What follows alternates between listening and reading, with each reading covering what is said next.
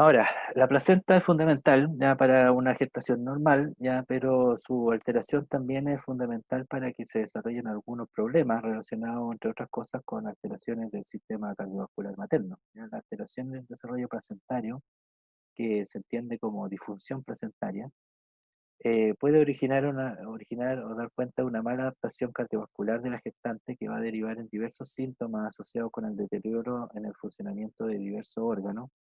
Y ejemplos de esto son el hecho de que pueda ocurrir hipertensión en el embarazo y la preeclampsia. En el caso de la preeclampsia, que es una complicación mayor ya relacionada con hipertensión y proteinuria materna, tenemos que la disfunción placentaria puede darse de manera temprana, por lo tanto hay una serie de alteraciones en la resistencia vascular placentaria que afectan al sistema materno y que finalmente van a llevar a la generación de la hipertensión materna, posteriormente la proteinuria, y si la preeclampsia ya es más complicada, preeclampsia severa, podemos tener otras complicaciones más graves como es la disfunción hepática y el edema cerebral, que puede llevar incluso a las convulsiones y a la muerte de la preeclampsia. Eh, y, en, y en el transcurso de esto, ya de esta progresión de problemas de diversos sistemas de desórdenes multisistémicos, también se produce la restricción del crecimiento del feto, que lleva a una alteración del desarrollo fetal que puede derivar en prematurez, por ejemplo, o que puede derivar en una restricción del crecimiento que pueda significar alteraciones posteriores también en el desarrollo del recién nacido. Entonces, las alteraciones del desarrollo de la placenta van a repercutir no tan solo en alteraciones en una mala adaptación cardiovascular materna, sino también en problemas significativos para el desarrollo fetal que lo pueden afectar en el corto plazo, en el mismo, en la vía in útero, ¿ya? Y también lo pueden afectar posteriormente en cuanto a sus respuestas cardiovasculares o multisistémicas ante los eventos que vienen posteriores al nacimiento. Ahora, en el corazón también ocurren cambios estructurales inclusive. Ya hay que considerar que el diafragma empuja, la elevación del diafragma al avanzar la gestación empuja el corazón hacia arriba y hacia la izquierda. Hay un aumento del grosor de la pared ventricular izquierda, hipertrofia ventricular. Hay un aumento en la cavidad auricular y ventricular izquierda. Ya, el funcionamiento de la izquierda del corazón se ve potenciado para aumentar el volumen sistólico, entre otras cosas, y las alteraciones estructurales cardíacas maternas pueden persistir hasta 3 y 6 meses postparto, es decir, son cambios adaptativos importantes, ¿no? Que luego se revierten ya, pero que permanecen un tiempo posterior a la gestación. Y acá se muestra de que el principal cambio que se produce a nivel estructural en el corazón materno se refiere con una hipertrofia excéntrica, ya que es una hipertrofia fisiológica, no hay fibrosis, no hay disfunción cardíaca. El cambio que se produce en el corazón en la gestación es similar a lo que se produce durante el entrenamiento físico, ¿ya? Es decir, los deportistas también sufren cambios similares cuando se entrenan de manera gradual, ¿ya? Esos cambios involucran un aumento, una hipertrofia fisiológica del corazón, ya que le permite expulsar más sangre con cada contracción. Eso es algo similar a lo que se produce durante la gestación, ¿ya? A diferencia de los cambios patológicos, ya que obviamente van a llevar a mecanismos de disfunción cardíaca, ya con su repercusión. Y los cambios estructurales del corazón también tienen que ver con cambio eléctrico y el cambio en el electrocardiograma. Ya, lo que se muestra acá es que el cambio más significativo que se puede detectar en el electrocardiograma materno durante el embarazo es el alargamiento del intervalo QT, ¿ya?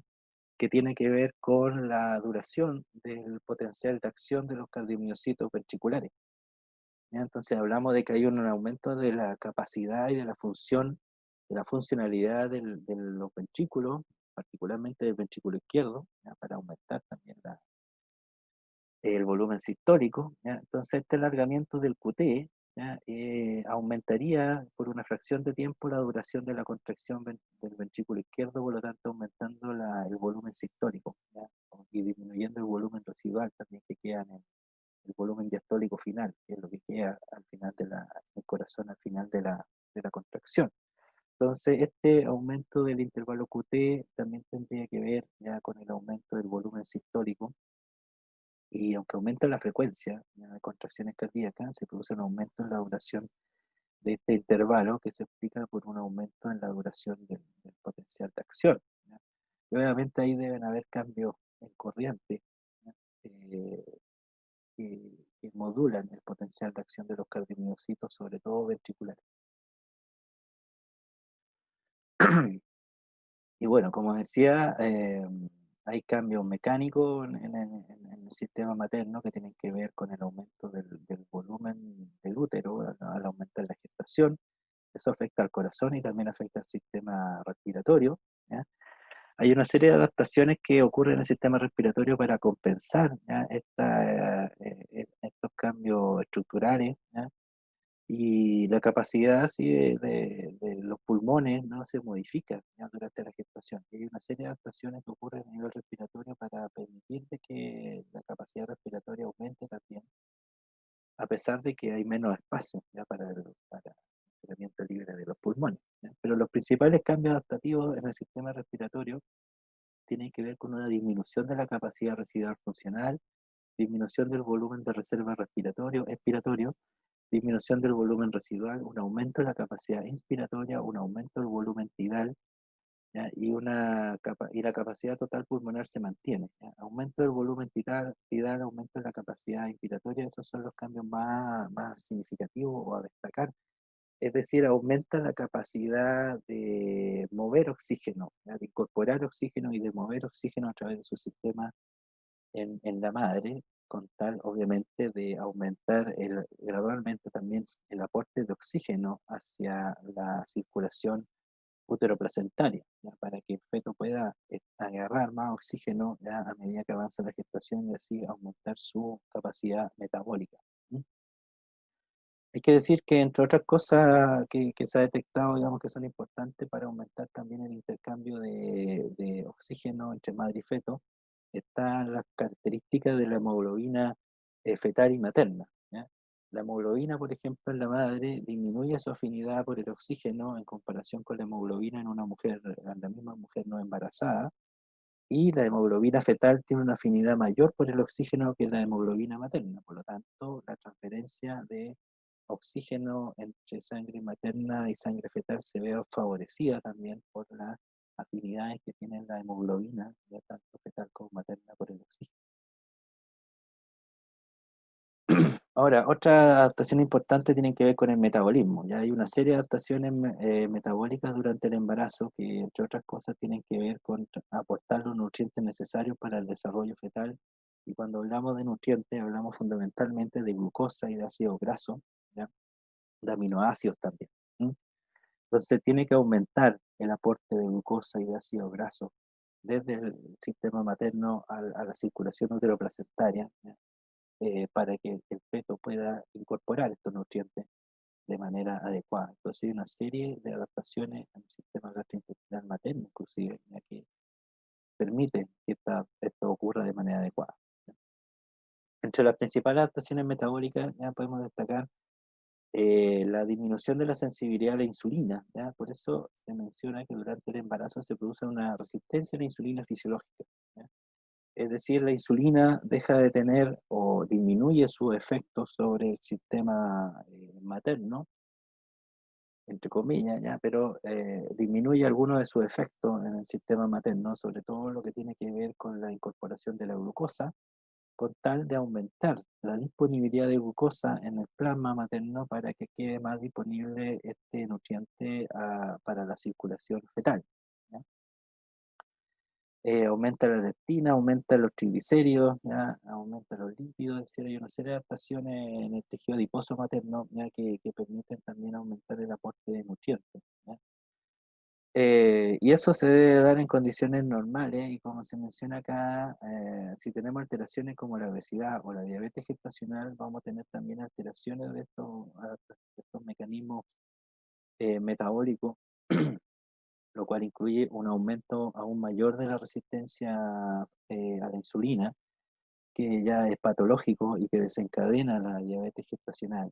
¿ya? Y si aumenta la diabetes gestacional, vamos a tener un aumento, o si se genera una diabetes gestacional, vamos a tener un aumento en la hiperglicemia que va de la mano con un aumento en los procesos inflamatorios, con el estrés oxidativo, ya con el estrés de retículo, eh, que va a repercutir, ¿ya? De alguna manera también en el desarrollo fetal y en la capacidad adaptativa materna. De hecho, se sabe que una condición de obesidad y diabetes en la madre genera mayor predisposición posterior a la misma madre para desarrollar diabetes, ¿ya? O enfermedades cardiovasculares. Lo mismo en el recién nacido, que nace de una madre con obesidad o diabetes gestacional.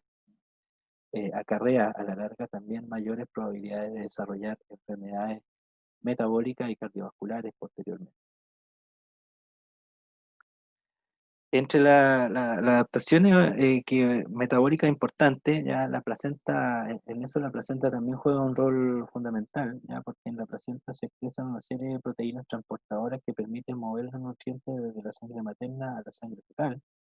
Y como se muestra en este dibujo, ya los transportadores GLUT, que son los transportadores que permiten el movimiento de glucosa, ¿ya? De un espacio a otro, aumentan en expresión en el sincitio trofoblasto y en el endotelio fetal placentario desde el primer trimestre hasta el tercer trimestre del embarazo. Ya lo que vemos acá es un aumento de la expresión de transportadores gluten en el sincitio trofoblasto, también aumentan en el citotrofoblasto y en los capilares fetales. ¿Sí? Entonces, si tenemos más transportadores GLUT, vamos a tener mayor capacidad de mover glucosa desde la sangre materna hacia la sangre fetal. Entonces, este aumento de transportadores GLUT a medida que avanza el embarazo también es importante para lograr que aumente el gradiente de transporte de glucosa desde la sangre materna hacia la sangre fetal. Por otro lado, en el sincitio trofoblasto también se expresan transportadores de aminoácidos, ¿ya? Distintos sistemas transportadores de aminoácidos, sistemas intercambiadores, mecanismos de difusión facilitada de aminoácidos, transporte activo de aminoácidos. Hay distintas proteínas transportadoras ya que se expresan en el sincillo trofoblasto y también en el endotelio capilar fetal, que permiten a su vez que el gradiente de transporte de aminoácidos vaya aumentando a medida que avanza el embarazo, ya para permitir el paso de estos aminoácidos de la sangre materna hacia la sangre fetal. Y para que estos cambios adaptativos ocurran, también hay señales que son relevantes y que derivan de la placenta, como son el lactógeno placentario humano y otras moléculas que actúan como antagonistas de la acción de la insulina en la madre. Por lo tanto, en el sistema materno comienza a producirse lo que ya les mencionaba, que era la resistencia fisiológica a la insulina, que hace que fije menos o que incorpore menos glucosa al músculo o hacia el hígado en la madre para tener más glucosa disponible en su sangre y así aportar más glucosa a este feto en desarrollo, ¿no? Eh, y esto ya hace factible de que que con el alimento que consume la madre también aumente el aporte de glucosa, ¿ya? Que se hace desde lo que se come, ¿ya? Hacia la sangre materna para aumentar el aporte de glucosa al feto en desarrollo. Por otro lado, algo similar ocurre con los aminoácidos, ¿ya? Se utilizan menos aminoácidos en el sistema materno, por lo tanto, eso hace que aumente la disponibilidad de aminoácidos en la sangre materna y eso hace que, junto con los transportadores de aminoácidos que en la placenta, hace que se permita el paso adecuado de aminoácidos de sangre materna a sangre fetal, ¿ya? Otra cosa que se destaca acá es que disminuye la motilidad intestinal, ¿ya? En una mujer en gestación, ¿ya? Es decir, el alimento pasa más tiempo en el sistema intestinal, lo cual aumenta la absorción de nutrientes, ¿ya? Desde estos alimentos hacia la sangre, entre eso los aminoácidos y la glucosa, ¿ya? Esa es la razón, entre otras cosas, de que algunas mujeres manifiesten ciertos malestares estomacales, ¿ya? Durante el desarrollo del embarazo, ¿ya? Pero también esto permite explicar o permite determinar de que la ingesta de alimentos también sufre modificaciones, ya y que al pasar más tiempo el alimento en el tracto gastrointestinal, aumenta la absorción y aumenta el aprovechamiento de los alimentos en cuanto a la obtención de nutrientes eh, desde estos, ¿ya? Entonces, no es necesario ya aumentar tan significativamente el consumo de alimentos durante la gestación, porque hay una serie de adaptaciones gastrointestinales y metabólicas ya que se dan durante la gestación humana que hacen posible de que con la misma cantidad de alimentos se pueda aportar los suficientes nutrientes al feto en desarrollo. Obviamente hay que preocuparse de consumir una alimentación lo más variada posible, lo mismo que se debe hacer en cualquier otra circunstancia de la vida, ¿ya? Alimentarse adecuadamente, pero sin caer en el exceso de alimentación, ya que hay una serie de adaptaciones gastrointestinales y metabólicas que permiten a la madre adaptar su sistema para aportar la suficiente cantidad de nutrientes hacia el feto en desarrollo. Ahora, la placenta, como ya he dicho, es muy importante porque permite mantener los mecanismos de intercambio entre madre y feto, ¿ya?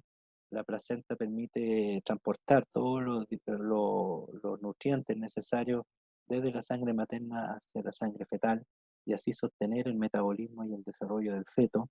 Y por otro lado, también genera una serie de señales que permiten la comunicación entre madre y feto, ¿ya? Entonces, la placenta es un órgano fundamental, no solamente desde el punto de vista vascular o cardiovascular, en el sentido de que permite también las adaptaciones cardiovasculares maternas, pero también permite el intercambio de gases y nutrientes y permite el intercambio de señales entre madre y feto, ¿ya? Entonces es un órgano que sostiene, ¿ya?, el proceso gestacional desde el punto de vista de, nutricional, respiratorio y también de comunicación, ¿ya?, de comunicación química. Y para uno de los mecanismos de comunicación importantes tiene que ver con la insulina, ¿ya? Y lo que se muestra acá es que para que la insulina tenga efecto debe encontrarse con un receptor, ya que se expresa en las membranas plasmáticas de las células que responden a la insulina, ¿ya? Y este receptor cambia su expresión durante el embarazo desde el sincitio trofoblasto hacia el endotelio placentario, ¿ya? En el primer trimestre del embarazo se ha detectado que los receptores de insulina principalmente se expresan en el sincitio trofoblasto, es decir, apuntando hacia la sangre materna, ¿ya? Y a medida que avanza la gestación, la expresión de los receptores va cambiando y va aumentando la expresión en el endotelio placentario y disminuyendo la expresión de receptores de insulina en el sincitio trofoblasto, ¿ya? Y al final de la gestación aparecen principalmente los receptores de insulina en el endotelio placentario o endotelio fetal, es decir, en contacto con la sangre fetal. Por lo tanto, lo que podemos decir, otro cambio adaptativo que ocurre durante la gestación, es que al comienzo la insulina producida por la madre y que no pasa hacia el feto tiene un efecto importante en el desarrollo placentario al interactuar con los receptores que están en el trofoblasto.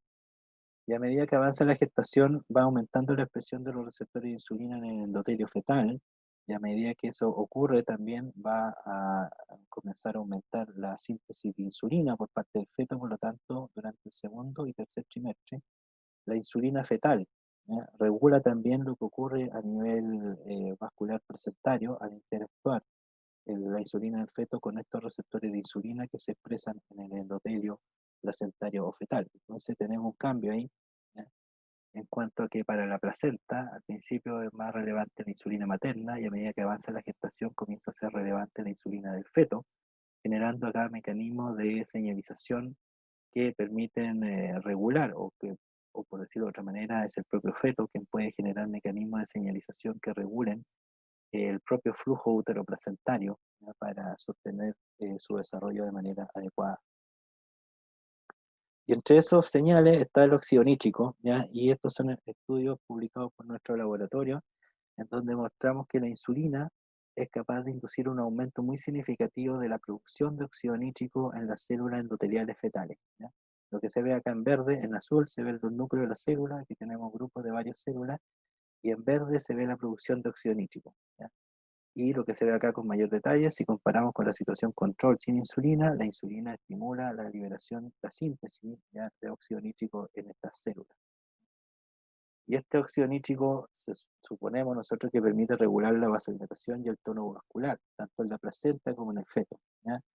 Obviamente tenemos más evidencia de lo que ocurre en la placenta, porque se puede estudiar con más detalle, ¿ya? Pero lo que se sospecha es que hay una regulación también entre placenta y feto del tono vascular que es mediado por la acción de la insulina, ¿ya? E insisto, durante el segundo y tercer trimestre de la gestación sería fundamentalmente la insulina fetal la que produciría este efecto para aumentar la producción de óxido nítrico y así regular también el tono vascular placentario, que como ya he dicho anteriormente, debe disminuir, deben estar más relajados los vasos sanguíneos placentarios para permitir un aumento del gasto cardíaco sin un aumento en la presión. Entonces, para resumir, podemos decir que todos los sistemas fisiológicos maternos se adaptan a la condición gestacional. Para que estos cambios se produzcan adecuadamente, es fundamental que las condiciones en que se desarrolla la placentación, ¿ya? Y la función placentaria se den de manera óptima. Una placenta bien desarrollada, tanto estructural como funcionalmente, permite que el sistema cardiovascular materno se adapte sin sobrecarga, ¿ya? Que es lo que puede ocurrir en la hipertensión del embarazo, en la preeclampsia o en la diabetes gestacional. Ahí tenemos una sobrecarga, ¿ya? De los sistemas maternos que llevan a la manifestación de la enfermedad, ¿ya? Entonces necesitamos una placenta feliz, ¿ya? Una placenta bien desarrollada, una placenta que libere los factores necesarios, entre ellos el óxido nítrico como uno de los importantes, para que las adaptaciones maternas también ocurran de manera óptima, ¿ya? Si las adaptaciones o si se producen alteraciones placentarias, eso puede provocar un aumento en la presión materna afectando a otro órgano, un aumento en la presión sanguínea materna que puede afectar a otro órgano y al desarrollo del feto, como mencioné.